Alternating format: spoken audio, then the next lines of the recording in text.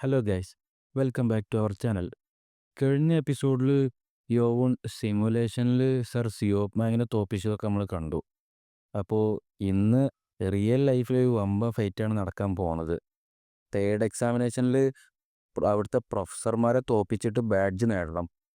പക്ഷേ യോവണിനെ കാത്തു നിന്നത് അവനെ കൊല്ലാൻ വേണ്ടി റെഡിയായി നിന്ന മൊന്യോസാങ് എന്ന് പറഞ്ഞൊരു സാറാണ്. റൂൾസൊക്കെ കാറ്റ് പറത്തി ഒരു ചതിയിലൂടെ യോവണിനെ കൊല്ലാനായിരുന്നു സാറിൻ്റെ ശ്രമം. പക്ഷെ അതൊക്കെ നമ്മുടെ നായകൻ്റെ അടുത്ത് നടക്കുമോ, അതോ യോവോൺ ആ സാറിന് എന്തെങ്കിലും ചെയ്തോ? ഒക്കെ നമുക്ക് കണ്ടറിയാം. നേരെ വീഡിയോയിലോട്ട് കിടക്കാം. അപ്പോൾ വീഡിയോ തുടങ്ങുമ്പോൾ നമ്മളെ കാണിക്കുന്നത് ഗ്രേറ്റ് ഡ്രിൽ ഹാളാണ്. അവിടെ സ്റ്റുഡൻസ് എല്ലാവരും ഒരുമിച്ച് കൂടിയിട്ടുണ്ട്.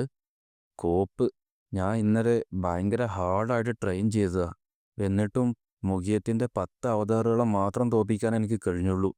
ഞാൻ ഇനിയും കുറേ ദൂരം മുന്നോട്ട് പോകാനുണ്ട്. നിങ്ങളെല്ലാവരും നിങ്ങളുടെ 3 ദിവസത്തെ റെസ്റ്റൊക്കെ എൻജോയ് ചെയ്തില്ലേ? ഞാൻ 3 ദിവസം മുന്നേ അനൗൺസ് ചെയ്ത പോലെ ഇന്ന് ഞാൻ തേർഡ് എക്സാമിനേഷൻ്റെ റൂൾസൊക്കെ അനൗൺസ് ചെയ്യാൻ പോവുകയാണ്. അതോടൊപ്പം തന്നെ നിങ്ങൾക്ക് ഡിമോണിക് ഡ്രാഗൺ മാർബിൾസും നൽകും. തേർഡ് എക്സാമിനേഷന് നിങ്ങൾ ചെയ്യേണ്ടത് 12 പേരടങ്ങുന്ന ഒരു ഗ്രൂപ്പ് ഉണ്ടാക്കി സ്വോർഡ് ഫോർമേഷൻ പെർഫോം ചെയ്യാണ് വേണ്ടത്. യോംപ പറഞ്ഞതൊക്കെ ശരിയാണല്ലോ. ഈ 12 പേഴ്സൺ സ്വോർഡ് ഫോർമേഷൻ പെർഫോം ചെയ്യാനുള്ള മിനിമം റിക്വയർമെൻറ്റ് എന്താണെന്ന് വെച്ചാൽ നിങ്ങൾക്ക് ഫസ്റ്റ് റൈറ്റ് മാസ്റ്ററിൻ്റെ പവർ വേണമെന്നുള്ളതാണ്. നമ്മുടെ ഡിമോണിക് കൾട്ടിലുണ്ടാക്കിയ ഫസ്റ്റ് റൈറ്റ് മാർഷൽ ആർട്സ് ടെക്നിക്കാണ് സ്വോർഡ് ഫോർമേഷൻ്റെ ഫൗണ്ടേഷൻ. 7 ഡീമൻ സ്വോർഡ് ടെക്നിക്കിനുള്ള മാനുവൽസാണ് ഇതൊക്കെ. ഇന്ന് നിങ്ങൾക്ക് നൽകുന്ന ഈ ഡിമോണിക് ഡ്രാഗൺ മാർബിൾ കൺസ്യൂം ചെയ്ത് 7 ഡീമൻ സ്വോർഡ് ടെക്നിക് പഠിച്ച് അത് നല്ല രീതിക്ക് പ്രാക്ടീസ് ചെയ്ത് കഴിഞ്ഞാൽ ഫസ്റ്റ് റൈറ്റ് മാസ്റ്ററിൻ്റെ പവറൊക്കെ നിങ്ങൾക്ക് ഈസിയായി ലഭിക്കുന്നതാണ്. അപ്പോൾ ഈ എക്സാം ഡിഫിക്കൽട്ട് അല്ലേ? തേർഡ് എക്സാമിനേഷൻ കറക്റ്റായി ഇന്നേക്ക് 4-ാമത്തെ ആഴ്ച നടക്കുന്നതാണ്. തേർഡ് എക്സാമിനേഷനിൽ നിങ്ങൾ ചെയ്യേണ്ടത് എന്താണെന്ന് വെച്ചാൽ നിങ്ങളുടെ ഗ്രൂപ്പ് സ്വോർഡ് ഫോർമേഷനെ യൂസ് ചെയ്ത് നിങ്ങൾക്ക് മുന്നിൽ നിൽക്കുന്ന ഈ മാർഷൽ ആർട്സ് പ്രൊഫസേഴ്സിനെയൊക്കെ ഡിഫീറ്റ് ചെയ്യുക എന്നുള്ളതാണ് ടാസ്ക്. എന്താ ഇപ്പോൾ ഈസി അല്ലേ? ഈസിയോ? അപ്പോൾ നമ്മുടെ ഓപ്പോണൻസ് പ്രൊഫസർമാരാണോ? പക്ഷെ അവരൊക്കെ അസെൻഡൻ്റ് മാസ്റ്റർ ലെവലിലുള്ള ആൾക്കാരല്ലേ? ഞാൻ കേട്ടിട്ടുണ്ട് അവരിൽ കുറച്ച് പേരൊക്കെ മാസ്റ്ററി ലെവലിലും ടോപ്പിലാണ് നിൽക്കുന്നത്. അവർക്ക് നമ്മളെ അങ്ങോട്ടും ഇങ്ങോട്ടും ഫൈറ്റ് ചെയ്യിപ്പിച്ചാൽ പോരെ? ഈ പ്രൊഫസർമാർക്കാണെങ്കിൽ റിയൽ ബാറ്റിൽ എക്സ്പീരിയൻസ് ഭയങ്കര കൂടുതലായിരിക്കും. നമ്മളൊക്കെ എങ്ങനെയാണ് അവരെ തോൽപ്പിക്കുക? യോംപ മെൻഷൻ ചെയ്ത എല്ലാ കാര്യവും ശരിയായി വരികയാണല്ലോ. ഇനി ആകെ ബാക്കിയുള്ളത് ഗ്രൂപ്പ് ലീഡേഴ്സിനെ സെലക്ട് ചെയ്യാൻ മാത്രമേ ഉള്ളൂ. സെക്കൻഡ് എക്സാമിനേഷനിൽ കംപ്ലീറ്റ്ലി ഡിഫറെൻ്റ് ആയിട്ടുള്ളൊരു പ്രോസസ്സാവും ഈ തേർഡ് എക്സാമിനേഷനിൽ. ഇതിൽ ഞങ്ങളെല്ലാം നിങ്ങൾക്ക് വിട്ടു നൽകുകയാണ്. നിങ്ങൾ തന്നെ ഒരു ടീമിനെ ഉണ്ടാക്കിയെടുത്ത് സ്വോർഡ് ഫോർമേഷനൊക്കെ ഒറ്റയ്ക്ക് പഠിക്കേണ്ടതാണ്. ഇനി ഞാൻ ഗ്രൂപ്പ് ലീഡേഴ്സിനെ എങ്ങനെയാണ് സെലക്ട് ചെയ്യണമെന്നുള്ളത് പറഞ്ഞുതരാം. അതിനുശേഷം നിങ്ങൾക്കെല്ലാവർക്കും പിരിഞ്ഞു പോകാവുന്നതാണ്. ഒപ്പം നിങ്ങൾക്ക് ഡിമോണിക് ഡ്രാഗൺ മാർബിൾസും മാനുവൽസും നൽകുന്നതാണ്. എനിക്ക് തോന്നുന്ന ഇവാലുവേഷൻ്റെ അടിസ്ഥാനത്തിലായിരിക്കും അവർ ലീഡേഴ്സിനെ സെലക്ട് ചെയ്യുക. നിങ്ങളുടെ പ്രൊഫസർമാരൊക്കെ ഒരു ബാഡ്ജ് ധരിച്ചത് നിങ്ങൾ കണ്ടില്ലേ? ഇവിടെ മൊത്തം 17 പ്രൊഫസർമാർ നിൽക്കുന്നുണ്ട്. ഇവിടെ ടോട്ടൽ 207 സ്റ്റുഡൻസ് ഉണ്ട് ഞങ്ങൾ. അപ്പോൾ 12 പേരടങ്ങുന്ന 17 ഗ്രൂപ്പാണ് ഉണ്ടാക്കുന്നത്. അപ്പോൾ 3 പേര് എന്തായാലും ഓട്ടോമാറ്റിക്കലി തോക്കാൻ പോവുക. ആദ്യം ആ പ്രൊഫസർമാരുടെ ബാഡ്ജ് കൈക്കലാക്കണം. അതിനുശേഷം അവരുടെ ഒപ്പം ഫൈറ്റും ചെയ്യണോ? നിങ്ങളാരും കൂടുതൽ ചിന്തിച്ച് വെറുതെ തല കേടാക്കണ്ട. നിങ്ങളുടെ ഒപ്പമുള്ള ഫൈറ്റിൽ ഈ പ്രൊഫസർമാരാരും അവരുടെ സ്വന്തം സ്പെഷ്യൽ സ്കിൽസൊന്നും പുറത്തെടുക്കൂല. 7 ഡീമൻ സ്വോർഡ് ടെക്നിക്ക് ഉപയോഗിച്ച് മാത്രമേ ഫൈറ്റ് ചെയ്യുള്ളൂ. ആരൊക്കെയാണോ 7 ദിവസത്തിൻ്റെ ഉള്ളിൽ പ്രൊഫസർമാരുടെ കയ്യിൽ നിന്ന് ആ ബാഡ്ജ് തട്ടിയെടുക്കുക, അവരാണ് ഗ്രൂപ്പ് ലീഡർമാരായി മാറുക. എന്ത്? നമ്മൾ പ്രൊഫസർമാരുടെ കയ്യിൽ നിന്ന് ബാഡ്ജ് എടുക്കേ? അവരെന്താ നമ്മളെല്ലാവരെയും ഒറ്റയടിക്ക് പുറത്താക്കാൻ വേണ്ടി നോക്കുകയാണോ? അല്ല, ഒരു മിനിറ്റ്. അപ്പോൾ അവരുടെ കയ്യിലുള്ള മൊത്തം ബാഡ്ജും എടുക്കാൻ പറ്റിയിട്ടില്ലെങ്കിൽ ഗ്രൂപ്പിൻ്റെ എണ്ണം കുറയുമല്ലോ. ആ, അതിനെക്കുറിച്ച് എന്തായാലും കൂടുതൽ ചിന്തിച്ച് പോകണ്ട. ഇപ്പോൾ ഇവിടെ വേറെ കാര്യങ്ങളാണ് നടക്കുന്നത്. അവരൊക്കെ ഓൾറെഡി അസെൻഡൻ്റ് മാസ്റ്റേഴ്സാണ്. എനിക്ക് തോന്നുന്നില്ല നമ്മളെ ഹെൽപ്പ് ചെയ്യാൻ വേണ്ടിയിട്ട് അവർ ലോവറായിട്ടുള്ള ടെക്നിക്കൊക്കെ യൂസ് ചെയ്യുമെന്ന്. എനിക്കറിയാം ഇതിന് പിന്നിലുള്ള അവരുടെ ഉദ്ദേശമൊക്കെ എന്താണ്. 7 ഡീമൻ സ്വോർഡ് ടെക്നിക്ക് പെട്ടെന്ന് തടയണമെങ്കിൽ അത് ഭയങ്കര ഡീപ്പായിട്ട് മനസ്സിലാക്കിയിട്ടുണ്ടാവണം. ഇത് അവർ വെറുതെ ഡിഫിക്കൽട്ടി ആക്കി മാറ്റിയതല്ല. 7 ഡീമൻ സ്വോർഡ് ടെക്നിക്ക് മാസ്റ്റർ ചെയ്യാനും അതെങ്ങനെയാണ് സ്റ്റോപ്പ് ചെയ്യേണ്ടതെന്ന് പഠിക്കാനും 7 ദിവസം വളരെ കുറഞ്ഞ ടൈമാണ്. ഇതൊക്കെ അവർ വേണമെന്ന് വെച്ച് ചെയ്യുകയാണ്, സ്റ്റുഡൻസിനെ പാനിക്കാക്കാൻ വേണ്ടിയിട്ട്. ഞാൻ വിചാരിച്ച പോലെ തന്നെ അവരെല്ലാവരും കൺഫ്യൂസായി നിൽക്കുക. കുറച്ചും കൂടി അവരൊന്ന് പ്രൊവോക്ക് ചെയ്തേക്കാം. പ്രൊഫസർമാരുടെ ബാഡ്ജ് തട്ടിയെടുക്കാൻ നിങ്ങൾക്ക് 7 ദിവസം ഉണ്ടെങ്കിലും ഇപ്പം ആർക്കെങ്കിലും അത് തട്ടിയെടുക്കണമെന്നുണ്ടോ? എനിക്കുറപ്പാ അവരിൽ ഒരാളെങ്കിലും വരും. അതോ ഞാൻ അവരിൽ നിന്ന് കൂടുതലായിട്ട് എക്സ്പെക്റ്റ് ചെയ്തോ? നിങ്ങളുടെ സ്കില്ലും ഗഡ്സും ഒക്കെ എല്ലാവരുടെ മുന്നിലും കാണിക്കാൻ പറ്റിയൊരു പെർഫെക്റ്റ് ഓപ്പർച്യൂണിറ്റിയാണിത്. പക്ഷേ ഇതിൽ നിങ്ങൾ തോറ്റു കഴിഞ്ഞാൽ ഇത് നിങ്ങൾക്ക് തിരിച്ചടിയാവുകയും ചെയ്യും. കണ്ടിട്ട് നിങ്ങൾക്കാർക്കും ധൈര്യമില്ലാന്ന് തോന്നുന്നു. അങ്ങനെയാണെങ്കിൽ ഞാൻ അടുത്തതായിട്ട് ഓ അത് ഷാഡോ സെക്റ്റത്തെ യങ് മാസ്റ്ററായ മൊയോൺ ചിയോണല്ലേ? ഓ അടുത്തതായി യോവോൺ ചിയോണും കൈപൊക്കിയല്ലോ. അല്ല, അതാ വേറൊരാളാരാ അത്? അത് സ്റ്റുഡൻറ്റ് നമ്പർ 18 ബേഗി അല്ലേ? പോയിസൺ സെക്റ്റത്തെ യങ് മാസ്റ്ററായ ജോങ് സോങ് ചിയോണിനെ തോപ്പിച്ച് ഗ്രൂപ്പ് 12 ലീഡറായി മാറിയവൻ. അപ്പോൾ ഇതിൽ ബേക്കിയെ വേണ്ടത്ര അറിയാത്ത ആൾക്കാരുണ്ടെങ്കിൽ നമ്മുടെ മുന്നത്തെ വീഡിയോ കണ്ടാൽ മതി. ഞാനതിവിടെ മേലെ ഐ ബട്ടണിൽ കൊടുക്കുക. അപ്പം അറിയാം മച്ചാൻ്റെ പവർ എന്താണെന്നുള്ളത്. പിന്നെ വേറൊരു കാര്യം, നമ്മളെ വീഡിയോ കാണുന്ന ആൾക്കാരെല്ലാവരും ഒന്ന് സബ്സ്ക്രൈബ് ചെയ്യണില്ല കേട്ടോ. നിങ്ങളെല്ലാവരും ഒന്ന് സബ്സ്ക്രൈബ് ചെയ്യും, എന്നാലുള്ളൂ എനിക്കൊരു പവർ കിട്ടുക. എനിക്ക് പവർ കിട്ടിക്കഴിഞ്ഞാൽ അത് നിങ്ങൾക്കും പവർ കിട്ടണ പോലല്ലേ? അപ്പോൾ പിന്നെ നിങ്ങൾക്ക് പവർ കിട്ടാൻ വേണ്ടിയിട്ട് എനിക്ക് പവർ തായോ. അപ്പോൾ ഓക്കെ, നമുക്ക് ഈ വീഡിയോയിലോട്ട് പോവാം. ഈ ചലഞ്ചിനെ തീരെ പ്രതീക്ഷിക്കാതെ രണ്ടുപേരെയും കൂടെ കിട്ടിയാലോ? എന്താ സംഭവിക്കാൻ പോകണമെന്ന് കാണാൻ തിടുക്കായി എനിക്ക്. അത് ജോങ് സോമയെ തോപ്പിച്ച് ഗ്രൂപ്പ് 12 ലീഡർ സ്ഥാനം ഏറ്റെടുത്തവനല്ലേ? ഇപ്പോഴാണ് ഞാൻ അവനെ ഒന്ന് അടുത്തുനിന്ന് കാണുന്നത്. അവനക്ക് ശരിക്കും പവർഫുൾ ആയിട്ടുള്ളൊരു ഓറ ഉണ്ട്. എനിക്ക് നിങ്ങളുടെ മുഖത്തുള്ള ഒരു ഡിറ്റർമിനേഷൻ കാണാൻ സാധിക്കുന്നുണ്ട്. അങ്ങനെയാണെങ്കിൽ ഇനി ഈ സ്റ്റുഡൻസിന് എഗെയിൻസ്റ്റ് ആയിട്ട് ഏതൊക്കെ പ്രൊഫസർമാരാണ് നിൽക്കാൻ പോണത്? ഗ്രൂപ്പ് 1-ൻ്റെയും 8-ൻ്റെയും 12-ൻ്റെയും ചാർജുള്ള പ്രൊഫസർമാരാണല്ലോ മുന്നോട്ട് വന്ന്. പിന്നെ നമ്മൾ കാണിക്കണ സീനിയർ മാർഷൽ ആർട്സ് പ്രൊഫസറായിട്ടുള്ള ജിൻ ചാങ് ഹോയും മുന്നോട്ട് വരുന്നതാണ്. ഈ ജിൻ ചാങ് ഹോ എന്ന് പറയാൻ ബുദ്ധിമുട്ടുള്ള കാരണം ഞാൻ തൽക്കാലത്തിന് അയാളെ പ്രൊഫസർ ജിന്നെ എന്ന് വിളിക്കാൻ പോകും കേട്ടോ. ഓ, അദ്ദേഹം മുന്നോട്ട് വരികയാണെങ്കിൽ ഇവിടെ എൻ്റെ ആവശ്യമില്ല, ഞാനങ്ങ് മാറിക്കൊടുത്തേക്കാം എന്നും പറഞ്ഞ് നമ്മളെ ഗ്രൂപ്പ് 8-ൻ്റെ യോവൂണിൻ്റെയൊക്കെ പ്രൊഫസറായ എംബിയോങ് അങ്ങോട്ട് മാറിക്കൊടുത്തു. യോവൂൺ, ഇനി അങ്ങോട്ട് നീ നിൻ്റെ സ്വന്തം മെറിറ്റിൽ തന്നെ പോകേണ്ടി വരും. എനിക്കറിയാം ഇവിടെയുള്ള ഒരു പ്രൊഫസർമാരും നിങ്ങളെ ഈസി ആയിട്ട് ജയിക്കാൻ അനുവദിക്കൂല. ഞാൻ വിചാരിക്കണ ഈ പ്രൊഫസർമാരൊന്നും ലാസ്റ്റ് എക്സാമിനേഷനിൽ അവർ ഏത് ഗ്രൂപ്പിൻ്റെ ഇൻചാർജ് ആയിരുന്നോ ആ ഗ്രൂപ്പിലത്തെ സ്റ്റുഡൻസുമായിട്ടാവൂല അവർ ഫൈറ്റ് ചെയ്യുക. പ്രൊഫസർ ജിന്ന് വന്നുകൊണ്ട് ഇനി കാര്യങ്ങളൊക്കെ ആകെ മാറി മറിയും. മുൻപ് ഗ്രൂപ്പ് 1-ൻ്റെ ലീഡറായിരുന്ന സ്റ്റുഡൻറ്റ് നമ്പർ 1 എന്ന് തന്നെ നമുക്ക് സ്റ്റാർട്ട് ചെയ്യാം. എങ്കിൽ ആദ്യം ഞാൻ പോകാം സാർ. ഗ്രൂപ്പ് 12-ൻ്റെ പ്രൊഫസറായ യോസൂൺ വിളിച്ചു പറഞ്ഞു. അവന് എത്ര ധൈര്യം ഉണ്ടെങ്കിൽ ഇത് ചെയ്യും. അവനറിയാം എനിക്ക് സ്റ്റുഡൻറ്റ് നമ്പർ 1-ഉമായിട്ട് ഫൈറ്റ് ചെയ്യണം എന്നുള്ളത്. ക്ഷമിക്കണം പ്രൊഫസർ, നിങ്ങളെങ്ങാനും അവൻ്റെ ഒപ്പം ഫൈറ്റ് ചെയ്യുകയാണെങ്കിൽ അവൻ എന്തായാലും തോക്കുന്നുള്ളത് എനിക്ക് ഉറപ്പാണ്. മൈനർ പ്രീസ്റ്റ്ഹുഡിന് മൊയോണൊരു പെർഫെക്റ്റ് കാൻഡിഡേറ്റ് ആണെന്ന് ഞാൻ വിശ്വസിക്കുന്നുണ്ട്. ഇവിടെ അവനൊരു കോമാളിയായി മാറുന്നത് കാണാൻ ഞാൻ ആഗ്രഹിക്കണില്ല. സാർ, എങ്കിൽ ഞാൻ സ്റ്റുഡൻറ്റ് നമ്പർ 18-ൻ്റെ ഒപ്പം ഫൈറ്റ് ചെയ്യുക. യോസൂണിന് പ്രൊഫസർ ജിന്നിന് തിരിച്ച് പണി കൊടുത്തല്ലോ. യോസൂണിൻ്റെ അണ്ടറിലുള്ള സ്റ്റുഡൻറ്റുമായിട്ടാണ് പ്രൊഫസർ ജിന്ന് ഫൈറ്റ് ചെയ്യാൻ പോണത്. ഞാൻ എന്തായാലും യോവൂണിനെ ഫേസ് ചെയ്യാൻ തന്നെ ഉദ്ദേശിച്ചിരുന്നത്. ഇനി എന്തായാലും അവനെക്കുറിച്ച് ആലോചിച്ച് വറി ചെയ്യേണ്ട കാര്യമില്ല എനിക്ക്.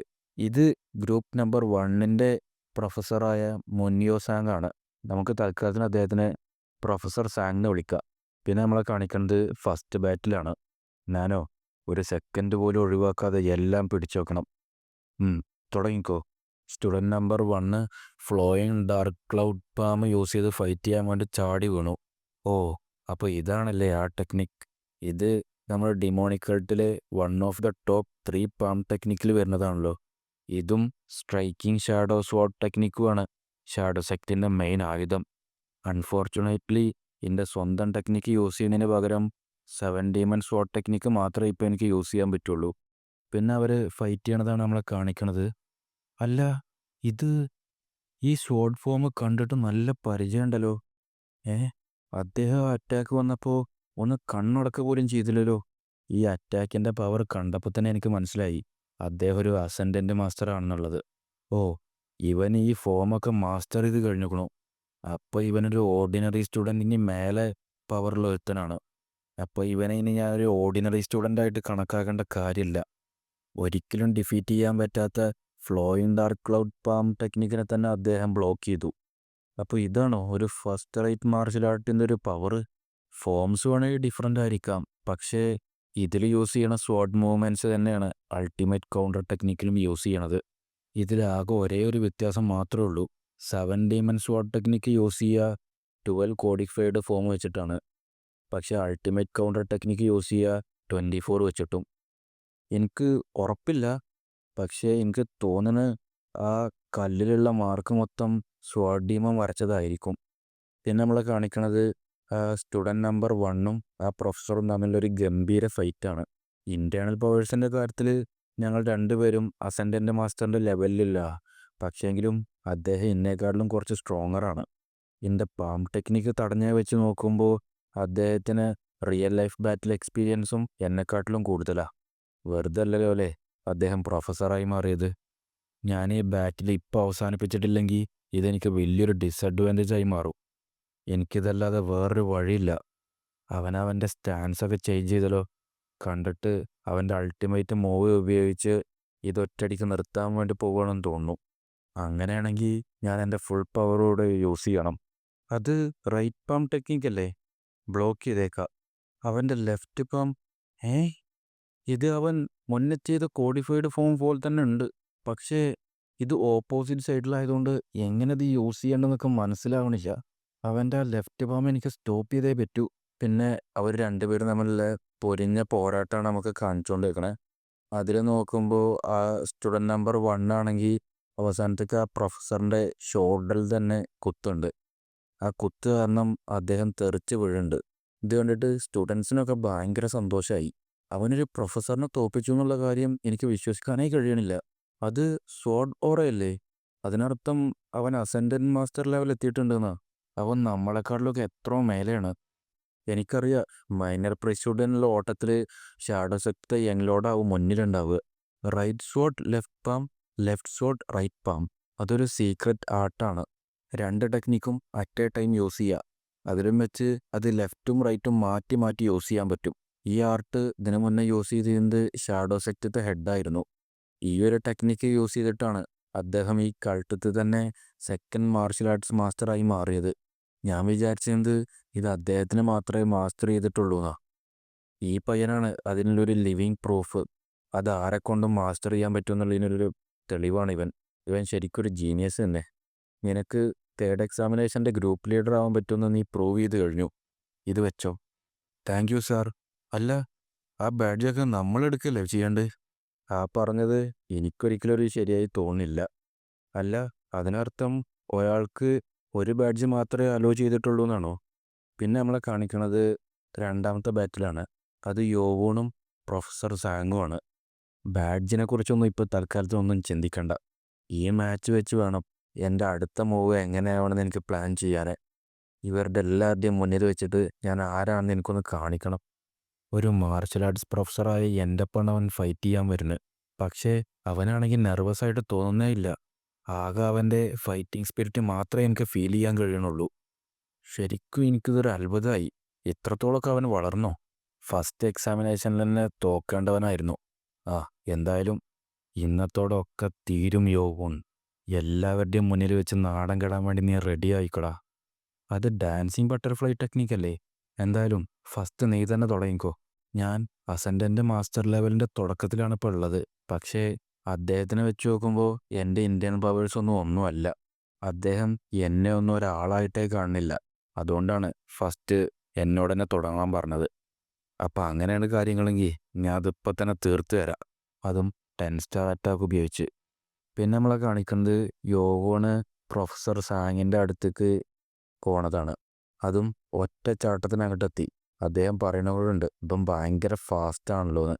നേരെ പോയി അയാളെ അടിച്ചതും 2 പേരും പാടെ അങ്ങോട്ട് തെറിച്ച് പോകാൻ തുടങ്ങി. 7 സ്റ്റാർ ഡിഫൻസ് ഉപയോഗിച്ചിട്ട് പോലും ഞാനൊരു 5 അടി ബാക്കിലോട്ട് പോയാലോ? എനിക്കുറപ്പാ ഇപ്പം എന്തായാലും അവൻ്റെ ഇൻറ്റേർണൽ പവേഴ്സും എക്സ്റ്റേണൽ പവേഴ്സും ഒക്കെ ഭയങ്കര കൂടുതലാണ്. നാശം. ഇവൻ്റെ ഒപ്പം ഫൈറ്റ് ചെയ്യാതെ ഇവൻ എന്തായാലും തോക്കാൻ പോകുന്നില്ല. എനിക്ക് വിശ്വസിക്കാനേ കഴിയുന്നില്ല.